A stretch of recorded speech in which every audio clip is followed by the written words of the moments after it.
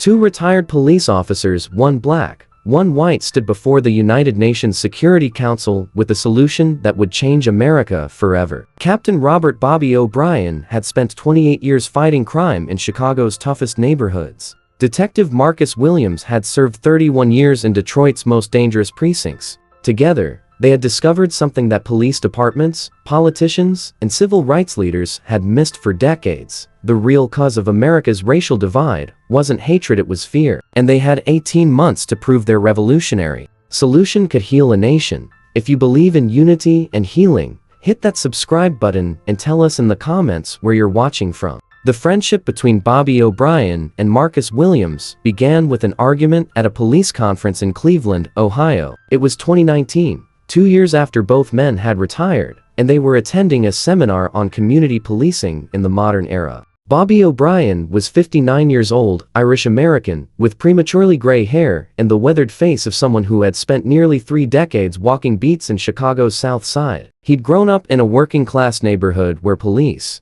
officers were heroes, and he joined the force believing he could make a real difference. Marcus Williams was 62, African-American, tall and dignified, with the measured speaking style of someone who had learned to choose his words carefully. He'd served 31 years with the Detroit Police Department, rising from patrol officer to detective to eventually heading the Community Relations Division. The argument started during a panel discussion about racial bias in policing. A young academic was presenting research about implicit bias training, suggesting that all police officers harbored unconscious racism that required extensive sensitivity education. Bobby raised his hand. With all due respect, Doctor, I worked alongside black officers, Hispanic officers, Asian officers for 28 years. We saved each other's lives. We were brothers. This idea that we're all secretly racist just isn't true. Marcus, sitting 3 rows behind Bobby, stood up. And with all due respect to you, officer, just because you worked with black officers doesn't mean you understood the black community you were policing. The room fell silent. Here were 2 retired cops, one black, one white, about to have the exact kind of confrontation that the conference was designed to address. Bobby turned around to face Marcus. I spent 28 years in neighborhoods that were 90% black. I know those communities. You knew them as an outsider with a badge, Marcus replied calmly. That's not the same as understanding them. The moderator tried to intervene, but Bobby was already walking back to Marcus's row.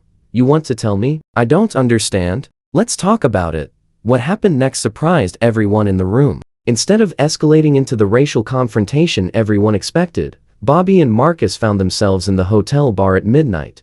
Still talking. You said I didn't understand the communities I policed, Bobby said, nursing his second beer. Help me understand what I missed. Marcus studied the white officer across from him. In 31 years of police work, he'd rarely seen a white cop actually ask that question and mean it. Bobby, can I call you Bobby? When you walked into a predominantly black neighborhood, what did you see? I saw people who needed protection from criminals, families trying to get by, kids who deserved better than what the drug dealers were offering them. Marcus nodded. And you're not wrong. But what you didn't see was that many of those people saw you as a representative of a system that had failed them for generations. When you looked at them with sympathy, they looked at you with suspicion. Bobby leaned forward. But I was there to help. I know you were. And that's what makes this so complicated. You had good intentions, but good intentions don't erase 200 years of bad history. They talked until a.m., sharing stories from their careers. Bobby told Marcus about Mrs. Johnson, an elderly black woman who had baked him cookies every Christmas after he'd helped her grandson get into a police explorer program instead of jail. Marcus told Bobby about Officer Kelly, a white cop who had become his mentor and had recommended him for detective. You know what's interesting? Marcus said as they finally prepared to leave. We've both seen the same thing from opposite sides. Good people trying to do right in a system that makes it hard. So what's the solution? Bobby asked. I don't know, but maybe we should figure it out together.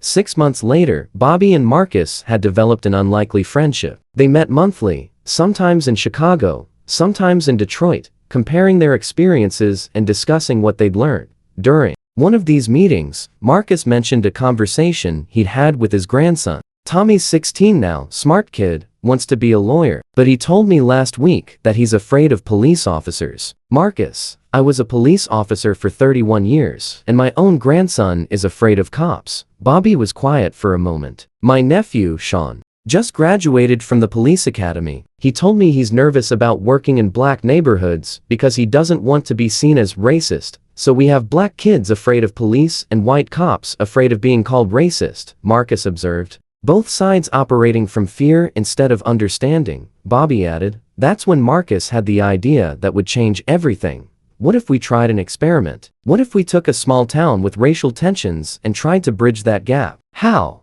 I don't know yet, but we're both trained investigators. We know how to analyze problems and develop solutions. What if we applied police methodology to the problem of race relations? Their first attempt at implementing the program nearly ended in disaster, forcing them to question everything they thought they knew. They chose Millfield, Ohio, population 12,000, as their test case. The town was 45% white, 40% black, 15% Hispanic, with a police force of 23 officers that was 78% white. Racial tensions had been building for months after a controversial arrest of a black teenager. Bobby and Marcus presented their proposal to the town council. Let them work with both the police department and community leaders for 6 months to develop a new model of community police relations. What qualifications do you have? Asked Councilwoman Sarah Martinez. Between us, 59 years of police experience, Marcus replied. We've seen what doesn't work. We want to try something that might. The mayor, David Kim, was skeptical but desperate. What's your approach? Bobby and Marcus exchanged glances. They'd developed their methodology through months of discussion. Step 1, Bobby explained, is to get people talking to each other instead of about each other. Step 2 is to find common ground. Step 3 is to build solutions together. That sounds like every failed diversity program ever, said Councilman Robert Jackson. The difference, Marcus said, is that we're not going to lecture people about racism. We're going to help them get to know each other as individuals. Their first community meeting was a disaster. 50 people showed up, but they sat in clearly segregated sections. White residents on the left, black residents on the right, Hispanic residents in the back. The tension was palpable. Bobby and Marcus had planned to give a presentation about community policing, but when they saw the room, they changed their approach entirely. Before we start, Marcus announced, I want everyone to stand up and find someone to sit next to who doesn't look like you. Groans and complaints filled the room. Several people stood up to leave. Wait, Bobby called out. Let me tell you why we're asking you to do this. Marcus and I spent a combined 59 years as police officers. We thought we understood each other's communities, but it wasn't until we actually started really talking that we realized how much we didn't know. He gestured to Marcus. This man taught me things about policing that 28 years of experience hadn't. Not because he's black, but because he's smart and observant and had different experiences than mine. Marcus took over, and Bobby showed me that not all white officers are the enemy. Some are genuinely trying to serve all communities fairly. The problem isn't that we're different, it's that we don't talk about our differences honestly. Slowly, reluctantly, people began moving. When everyone was reseated, Bobby and Marcus gave them their first assignment. Spend 10 minutes learning something about the person next to you that you didn't know before.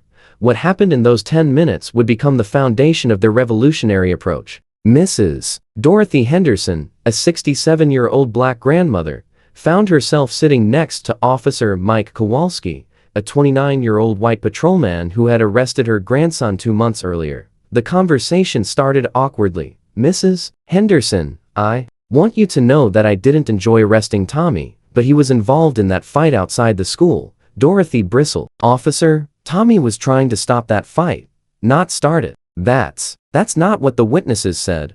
What witnesses? The other kids who were scared of getting in trouble themselves. Officer Kowalski looked uncomfortable. I only talked to the adult witnesses. Did you talk to Mrs. Garcia, who runs the corner store? She saw the whole thing. Tommy was trying to help a younger kid who was being bullied. For the first time, Officer Kowalski realized he might have made a mistake. Mrs. Henderson, I had no idea. Why didn't anyone tell me? Because nobody asked us. You showed up, saw a fight involving black kids, and arrested the biggest one, which happened to be my grandson. Across the room, similar conversations were happening. Hispanic business owner Carlos Ramirez was talking to Police Chief Patricia Walker about why his customers were afraid to report crimes. White mechanic Bill Thompson was learning from black teacher Jennifer Washington about how her students viewed police officers. Marcus and Bobby watched the conversations, taking notes on their observations. "Look at that," Marcus whispered to Bobby. "They're not talking about race. They're talking about specific experiences." "And when it's specific," Bobby replied, "people can actually address the problem instead of arguing about abstract concepts." Over the next 6 months, Bobby and Marcus developed what they called the Common Ground Protocol. Instead of traditional diversity training focused on racial sensitivity, they created a system based on individual relationship building and specific problem solving. The protocol had 5 phases. Phase 1.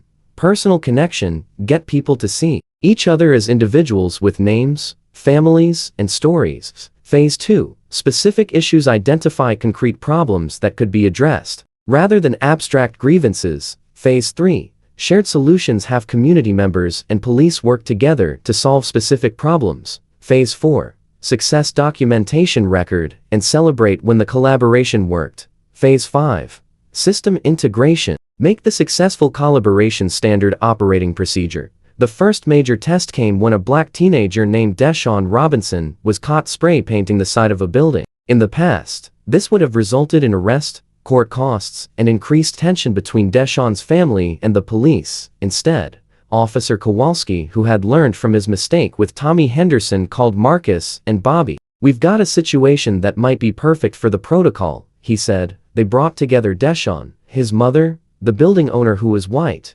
Officer Kowalski, and a representative from the local arts council. Instead of punishing Deshaun, they discovered he was actually talented at graphic design. The building owner, Mr. Peterson, agreed to let Deshaun create a mural on the wall he'd vandalized. With design input from the community, the mural became a symbol of the town's transformation. But their biggest test was yet to come. 3 months into the program, Millfield faced its biggest racial crisis in decades. During a routine traffic stop, Officer Danny Murphy, a 25-year-old white patrolman, shot and wounded Malik Johnson, a 22-year-old black man who had been reaching for his wallet when ordered to produce identification. The shooting was captured on bodycam footage, which clearly showed that Malik had been following orders and posed no threat. Officer Murphy had panicked and fired when Malik moved too quickly toward his back pocket. In any other town, this incident would have triggered protests, demands for Murphy's firing, and a widening of racial divisions.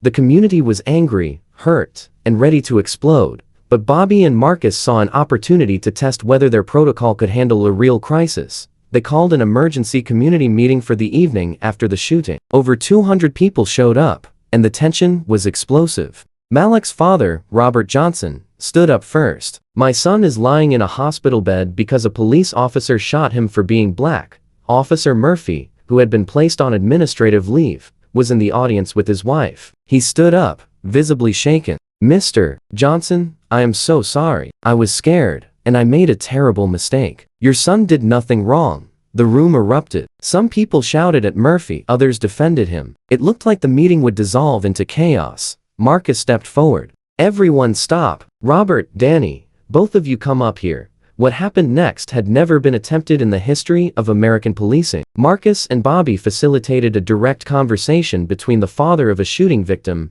and the officer who had done the shooting. "Robert," Marcus began, "tell Danny what this feels like for you as a father." Robert Johnson looked directly at Officer Murphy. "Danny, I sent my son to the store to buy milk. He's 22 years old, has never been arrested, works 2 jobs to help support his little sister. When you shot him, you didn't just hurt him physically. You confirmed every fear I've had about raising a black man in America." Officer Murphy was crying. "Mr. Johnson, I have a 2-year-old son. If someone hurt him the way I hurt Malik, I would want to kill them. I don't know how to make this right." "Start by telling me why you were scared," Robert replied. Murphy took a deep breath. "Because my training taught me that quick movements could mean a weapon. Because I'd heard stories about officers being killed during traffic stops. Because I had been taught to see young black men as potential threats instead of as people." Bobby stepped in. "Danny, what would have happened if you had approached Malik the way you would approach a white college student?" I would have been more relaxed." I would have explained what I needed him to do. I would have given him time to comply. And Robert? Marcus asked. What could Danny have done differently to make Malik feel safer during that stop? He could have introduced himself, explained why he was being stopped, asked Malik to move slowly, treated him like a human being instead of a suspect. The conversation continued for 2 hours. By the end, both men were emotionally drained, but had reached an understanding. Robert Johnson made a statement that shocked everyone. I don't want Danny fired. I want him retrained. I want him to learn from this mistake so he never makes it again with someone else's son. What started as 2 old cops sharing coffee stories became a national movement that would redefine how America talks about race and policing. Word of what had happened in Millfield spread rapidly through social media and news outlets. A police shooting that had been resolved through dialogue and mutual understanding instead of protests and division was unprecedented.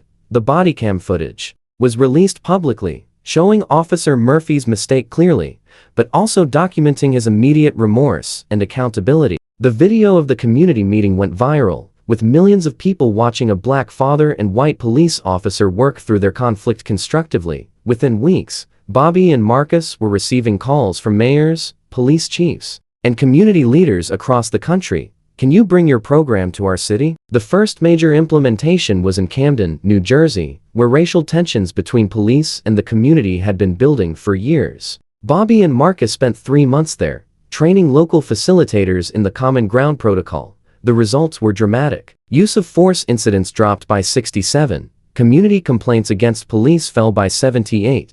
Most importantly, crime rates in target neighborhoods decreased by 23% as police community cooperation improved. 18 months after their first meeting in Cleveland, Bobby and Marcus found themselves testifying before a congressional subcommittee on police reform. Gentlemen, said Congressman William Davis, you claim your program can reduce racial tensions between police and communities. What evidence do you have? Bobby presented their data. Congressman, we've now implemented the Common Ground Protocol in 23 cities across 12 states. On average, we see a 65% reduction in use of force incidents, a 71% reduction in community complaints, and a 34% improvement in crime clearance rates. How is this different from existing diversity training programs? Asked Congresswoman Maria Rodriguez. Marcus answered, Representative Rodriguez, traditional diversity training focuses on teaching people not to be racist. Our program focuses on building genuine relationships between individuals. Instead of telling people what not to think, we help them get to know each other as human beings. Can you give us a specific example? The congressman asked. Bobby smiled.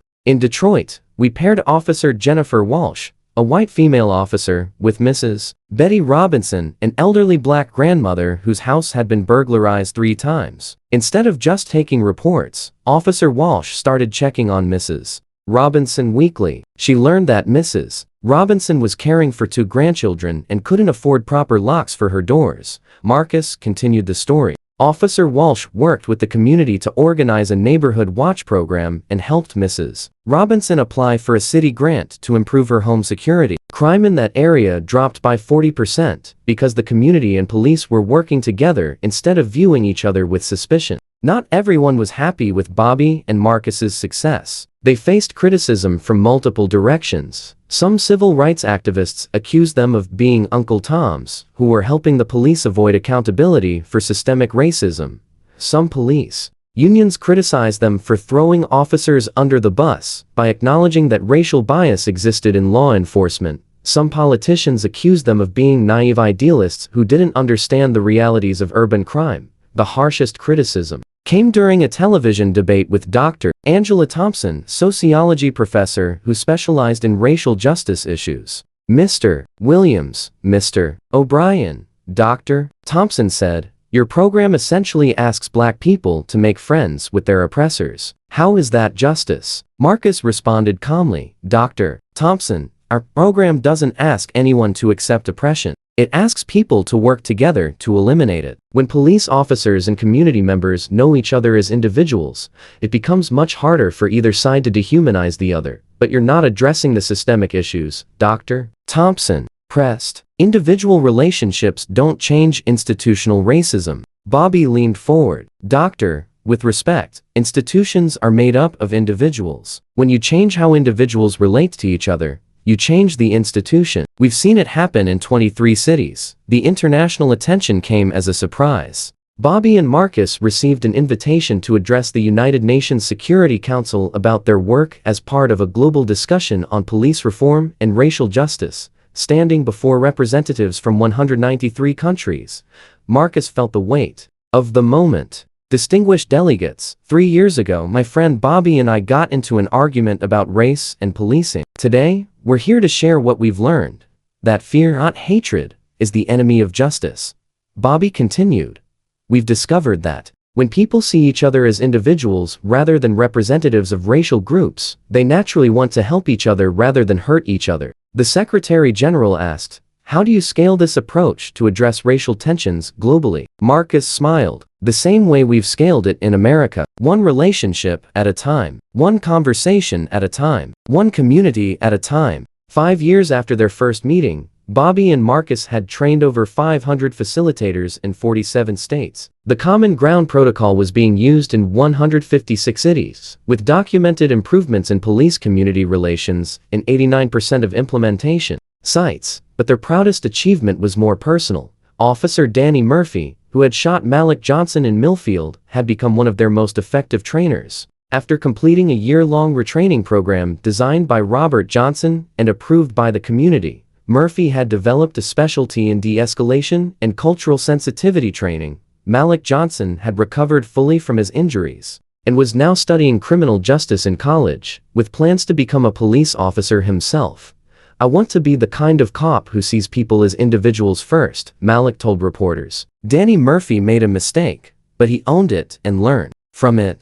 That's the kind of accountability and growth we need in policing. On a quiet Tuesday morning in a coffee shop in Columbus, Ohio, Bobby and Marcus sat across from each other, just as they had hundreds of times over the past 5 years. You know what I realized? Bobby said, stirring his coffee. What's that? We didn't solve America's racism problem. We just proved it could be solved. Marcus nodded. One conversation at a time. Think it'll last? The programs? Maybe, maybe not. But the principle? I think that's permanent now. People have seen that it's possible for folks who are different to understand each other. Bobby raised his coffee cup. To understanding. Marcus clinked his cup against Bobby's. And to friendship. Today, the O'Brien-Williams Foundation continues to train facilitators in the Common Ground Protocol. Their methods are taught in police academies, community colleges, and conflict resolution programs around the world. But Bobby and Marcus remain most proud of the small moments. The white officer and black grandmother, who became genuine friends. The Hispanic business owner and Irish police sergeant who solved neighborhood problems together. The countless individual relationships that bridged racial divides one person at a time. People always ask us for the secret, Marcus told a recent conference of police chiefs. There is no secret. There's just the willingness to see each other as human beings first, and everything else second, Bobby added, and the courage to have conversations that might be uncomfortable, but are necessary. Their final slide in every presentation shows a simple message: fear divides, understanding unites. Choose understanding. If you believe that people of all races can work together to build something better, hit that subscribe button and share this story. In the comments, tell us about a time when getting to know someone different from you changed your perspective. We read every comment and try to respond to as many as we can. Remember, the solution to division isn't ignoring our differences, it's learning to see each other as individuals first.